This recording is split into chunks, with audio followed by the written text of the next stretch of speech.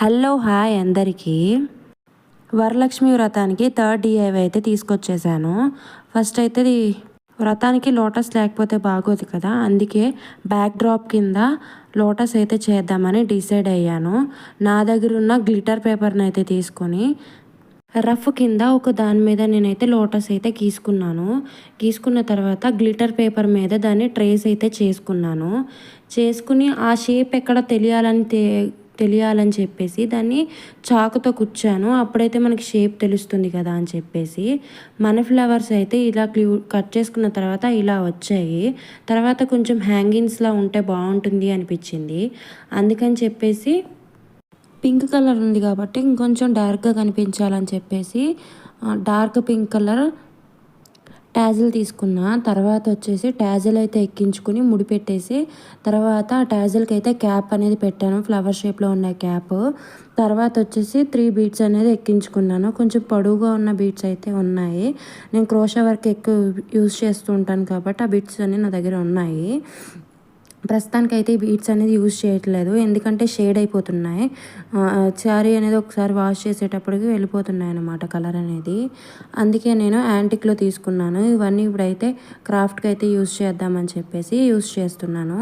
Next వచ్చేసి heart షేప్లో ఉన్న బీడ్ అయితే తీసుకుని దాని లోపల ఫ్లవర్ షేప్లో ఉన్న చిన్న బీడ్స్ని 2 ఎక్కించుకుని నీట్గా మళ్ళీ ఇంకొక 3 సేమ్ కింద ఎలా బీడ్స్ ఎక్కించుకున్నామో అలాంటివే ఇంకొక 3 అయితే ఎక్కించుకున్న తర్వాత మనం ఏదైతే ఫ్లవరు రెడీ చేసి పెట్టుకున్నాం కదా ఆ ఫ్లవర్ అయితే తీసుకుని దాని కింద అయితే కుచ్చేసుకుని సూదితో దాన్ని నాట్ చేసుకోండి, ముడేసుకోండి గట్టిగా. 2-3 టైమ్స్ వేసుకుంటే గట్టిగా ఉంటుంది. తర్వాత మనం దీన్ని థ్రెడ్ అయితే కట్ చేసుకోవాలి. ఇలాగే 2 లోటస్ అనేది రెడీ చేసుకున్నాను నేను.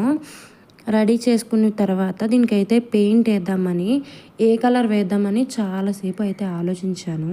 పింక్ వేద్దామా రెడ్ వేద్దామా అని అయితే ఒకసారి ట్రై చేసి చూద్దామన్నట్టుగా వేసి చూశాను. నాకు రెడ్ కలర్ అంతగా నచ్చలేదు, ఎందుకంటే కొంచెం నేను ట్యాజిల్ చేసింది కూడా పింక్ కలర్ కాబట్టి పింకే వేద్దాం అనుకున్నాను. ట్యాజిల్స్ మీకు ఏమైనా పొడుగు గట్ట చిన్నదైతే పెద్దదైతే కనుక కొంచెం కట్ చేసుకుంటే సరిపోతుంది. ఇదిగోండి ఓవరాల్గా 2 అయితే రెడీ అయిపోయినాయి, భలే మెరిసిపోతున్నాయి కదా. ఇప్పుడైతే నా దగ్గర ఉన్న అక్రాలిక్ పెయింట్స్ తీసుకున్నా, సారీకి యూజ్ చేసే పెయింట్స్.